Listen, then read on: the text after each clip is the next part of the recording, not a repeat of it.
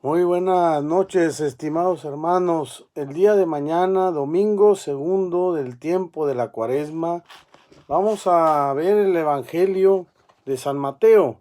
El Evangelio de San Mateo, capítulo 17, del 1 al 9, nos dice lo siguiente. Jesús tomó consigo a Pedro, Santiago y a su hermano Juan y se lo llevó aparte a un monte alto. Se transfiguró delante de ellos. Su rostro se puso brillante como el sol y sus vestidos se volvieron blancos como la luz. En esto se le apareció Moisés y Elías que conversaban con él. Tomando Pedro la palabra, dijo Jesús: Señor, qué bueno que estamos aquí. Si quieres, haré aquí tres chozas, una para ti, otra para Moisés y otra para Elías. Todavía estaba hablando cuando una nube luminosa los cubrió con su sombra, y de la nube salió una voz que decía: Este es mi Hijo amado, en quien me complazco, escúchenle. Al oír esto los discípulos cayeron rostro entero llenos de miedo. Mas Jesús, acercándose a ellos, los tocó y les dijo: Levántense, no tengan miedo. Ellos alzaron sus ojos y ya no vieron a nadie más que a Jesús solo.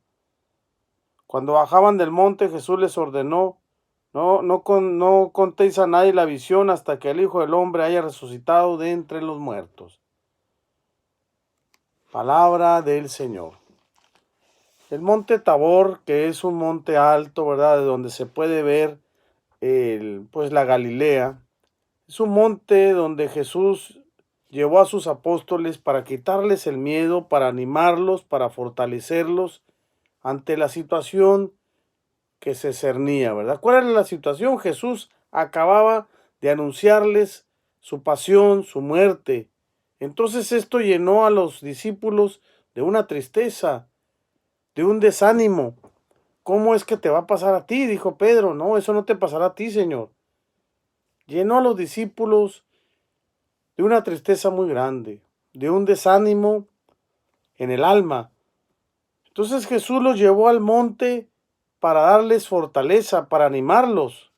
O sea, ahí se transfiguró y dice que su rostro brillaba como el sol y sus vestiduras muy blancas. Entonces ahí vieron ellos la divinidad. Sintieron esa fortaleza. Por eso Pedro dice: hagamos tres chozas, ¿verdad? Porque él siente esa tranquilidad, esa paz ahí, pero quería quedarse ahí, no quería bajar a la cruz, a Jerusalén, al compromiso. No, quería quedarse ahí en el monte, en la comodidad. Ese es lo que le pasó a Pedro. Pero Jesús los despierta y les dice: no tengan miedo. Y tenemos que seguir caminando, ¿verdad? Eso es lo que les dice el Señor, ¿verdad? No tengan miedo. Después de que se escucha esa voz que dice: este es mi Hijo amado, en quien me complazco.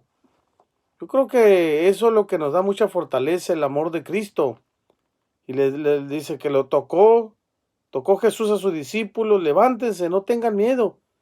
O sea, en nombre del Señor, ustedes tienen que seguir adelante ante esta situación difícil, ¿verdad? Entonces, digamos que los discípulos se vieron sumergidos en esta nube que es la presencia de Dios. Y ahí es donde vieron esa voz: este es mi Hijo amado, escúchenlo. Eh, Dios se revela como Padre de Jesús. Así que Jesús, hombre cabal, capaz de amistad y de silencio, es presentado como el Hijo de Dios. En él se centraba todo el amor de Dios. De paso, el Padre dejaba entrever sus entrañas de amor y de misericordia. Finalmente aludía a toda una comunidad de hermanos que habría de participar en aquella ternura. El mensaje que oyó en lo alto del monte había todavía una palabra significativa que habría de recordar para siempre, ¿verdad? Escúchenle. O sea, este es mi Hijo amado, escúchenlo. Eso es lo que tenemos que hacer nosotros, hermanos, ante cuando se cierne el desánimo, la tristeza, la melancolía, cuando se siembra, la cruz, que eso es lo que provoca la cruz, ¿verdad? Pues entonces lo único que tenemos que escuchar es esa voz de Jesús, ¿verdad? La voz del Padre que dice: este es mi Hijo amado, escúchenlo. Eso es lo que indicaba la voz de Dios, ¿verdad? Obedecer a Jesús. Se resumía de ahora en adelante toda la ley en escuchar a Jesús, que ahí se presentaban Moisés y Elías como representantes del pueblo judío. Pero ahora ya no era necesario escuchar a Moisés y Elías, era necesario escuchar a Jesús. Escúchenle. Evidentemente no se trata de prestar tan solo una atención intelectual o estética, como quien oye la declamación de un poema. Hay que escuchar a Jesús. Señor Jesús, te confesamos como Maestro y Señor que nos has enviado, que nos lo ha enviado el Padre. Ayúdanos a seguir en esta vida y a gustar un día la gloria que hoy se nos revela.